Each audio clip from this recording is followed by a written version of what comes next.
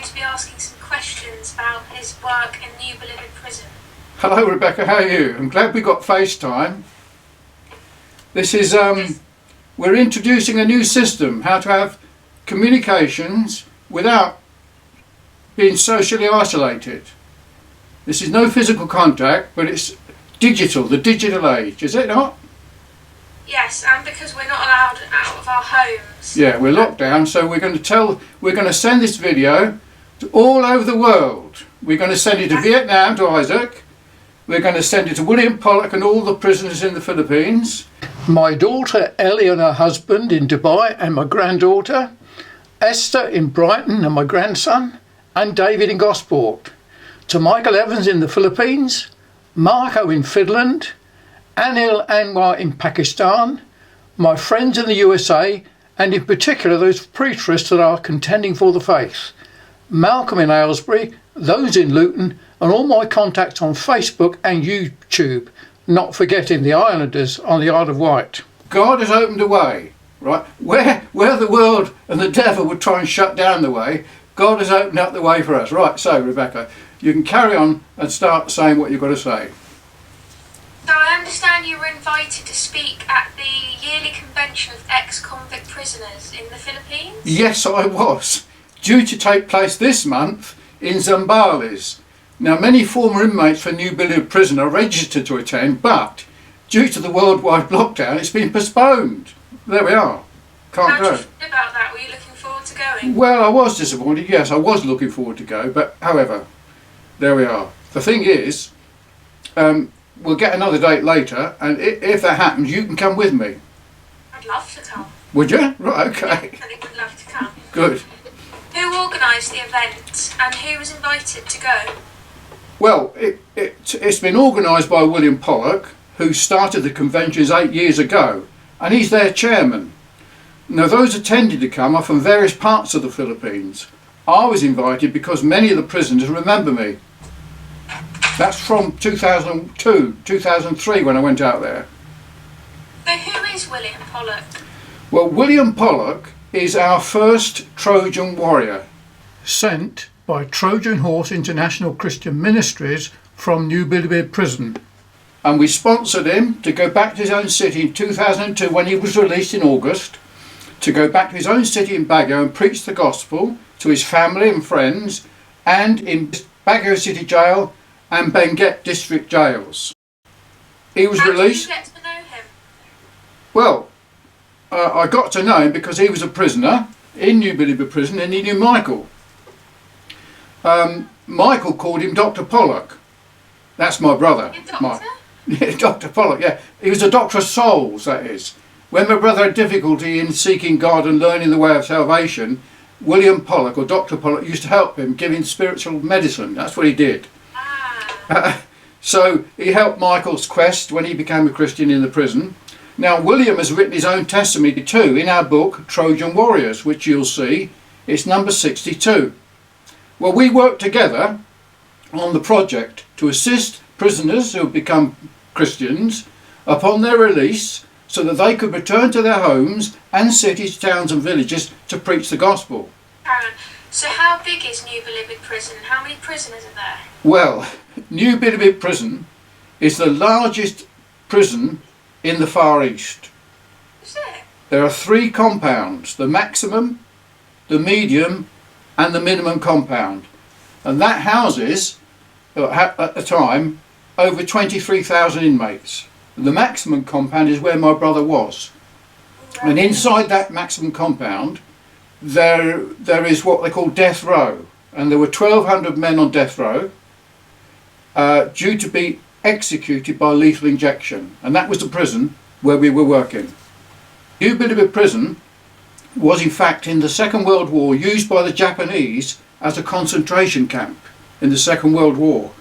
And that's where Michael was sentenced to a 16-year sentence in 1996. So when did you go there and did you meet any of these prisoners? Yes, I did. I went there in 2001 on a mission of help to my brother. When I got news that he'd become a Christian, we were delighted. And I instructed him to be baptised as a Christian and get another prisoner to do it, another Christian prisoner. And that's what they did. He was baptised in an old US Army oil drum. He was baptised and I went on a mission of help. And when we went out there, we not only went to New Bilibid prison, we went to other churches and other prisons in the Philippines. We went to Angeles City, we went to Barreto District Jail, and we preached and spoke to the prisoners. We went to the Benguet District Jails and Baguio City Jail. In New Bilibid prison there are a large number of prisoners who had become Christians. And we have many of their testimonies written in our book and publish it in Trojan Warriors. Michael's testimony is number 41, if you'd like to read it. So how did Dr. William Poloc get involved with the Convention of Convicts? Well, William Poloc was a prisoner, and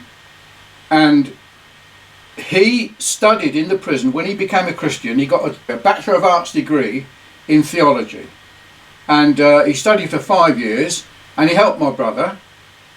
And upon his release in August 2002, he returned to his own city in Baguio. And Michael and I arranged a bit of support for him to begin the work of evangelising the jails. That's Benguet District Jail and Baguio City Jail. So he helped Michael's quest when he became a Christian in the prison. Now William has written his own testimony too in our book Trojan Warriors, which you'll see. It's number 62. Well, we worked together on the project to assist prisoners who have become Christians upon their release, so that they could return to their homes and cities, towns and villages to preach the gospel. William obtained all the permissions for the Trojan Christian ministry to enter the Benguet City Jail, along with the necessary recommendations to commence the work of evangelisation of the jails, along with the permissions to obtain video footage.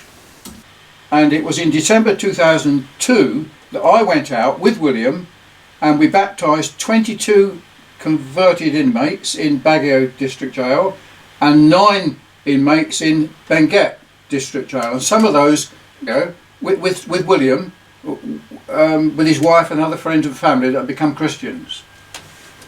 Wow. So how have things developed, and what is William Poloc doing now?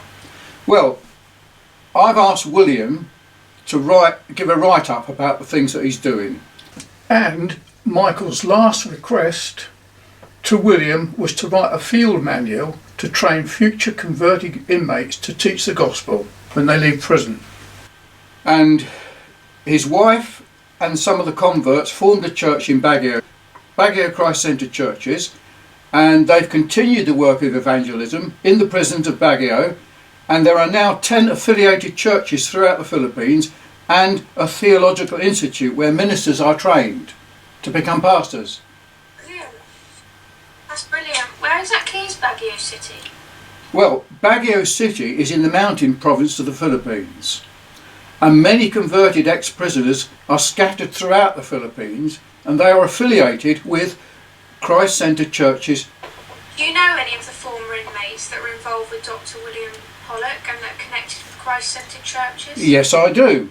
William has informed me that many of the prisoners, we're going back 18 years now, remember me from going to the prison, and many of them have written their testimonies in the book Trojan Warriors. And if you look at one called Hector Marqueda, his testimony is number 30, and he's connected with William and the work, and I'm looking forward to meet him to get him to give her an update of the work they're doing. So not only that, we'll include their update testimonies in the next book we're going to do when William writes his story.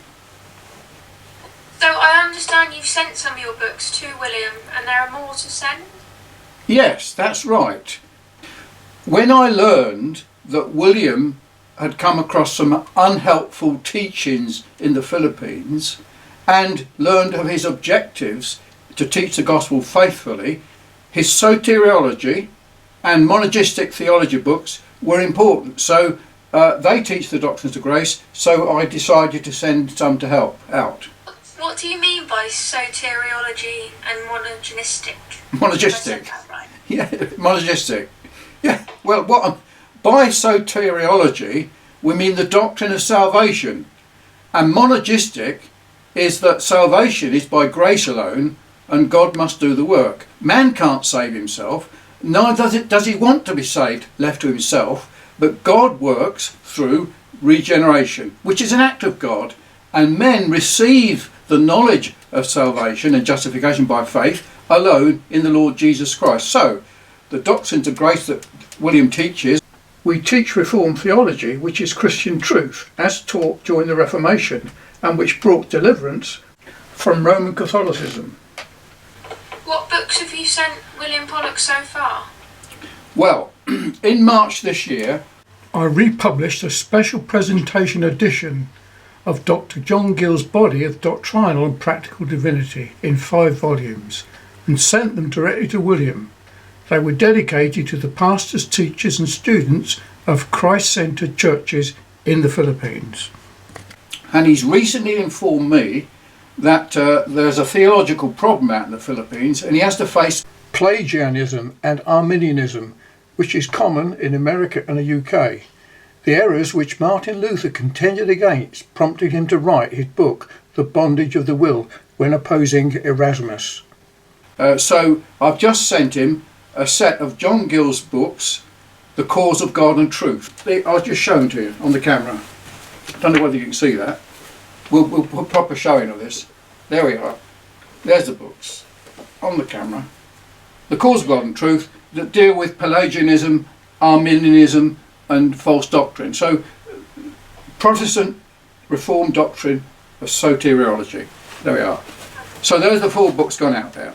I've also sent him another book here which will be helpful, because the problem today is with this coronavirus, people talk about the end of the world, the Lord is coming, the rapture and all that business. Okay, well, we sent this book, which is Eschatology, which is a reasonable treatment of eschatology. In Matthew Gospels, that's why we're studying it in our studies, has been fulfilled already in 70 AD. That's actually in this book here called The Parousia. Very helpful. Eschatology, by the way, is end-time theology. Okay, I guessed that. So, can anyone else get copies of these books? Are they available? Yes, they can. All the books that we send and help people with, I have republished. They're mine, right? They are available from Amazon.co.uk, Amazon.com, worldwide. You can have a paper copy, you can have ebook, you can have a PDF copy from our website, freely, if you ask me, so that this will help people in Finland. That's Marcus, you're going to listen to this, Marcus. Anil, you in Pakistan, and for Isaac as well, because he's a bit truculent and difficult, but he needs to read these things. And also we'll send them to Ellie across in Dubai. And anyone else that is listening to this, you can give me a call and we'll send you copies of these books by PDF. If you want a hard copy, you have to get it from Amazon, because I can't afford to print them for you. But you can. I mean, I've made them so cheap, people can't compete with my values. Anyway, there we are. So they're available. So, are these things being taught by William? Well, yes, they are. That's correct. And they were the things that I learned very soon when I became a Christian, as it was for me in the beginning, over 50 years ago. The doctrines of grace kept me on the straight and narrow. They helped the criminals in New Believer Prison. The doctrines of grace glorify God, for salvation is through and by the Lord Jesus Christ. They helped my brother too, and also William. We're now promoting the doctrines of grace throughout the Philippines. Glory be to God. Excellent. We hope we can go soon. Well, if we go, we've been invited to go and speak in all the 10 churches. Wow. Yeah. And I think that when you go, you've got to be scriptural about where you stay. You stay wherever you're offered accommodation, right? Not the hotel. Not any. There might be rats in the room. But you'll be very. I've travelled around Asia and I stayed in the cheapest possible place. And I said to myself, I couldn't do it again. I may as well couldn't. bit more. Couldn't. No. Listen. If the door is opened up for you to stay, and it's reasonable, then when I say bad places, yeah, but you didn't go on a Christian mission, did you? with rats. Rats are God's creatures.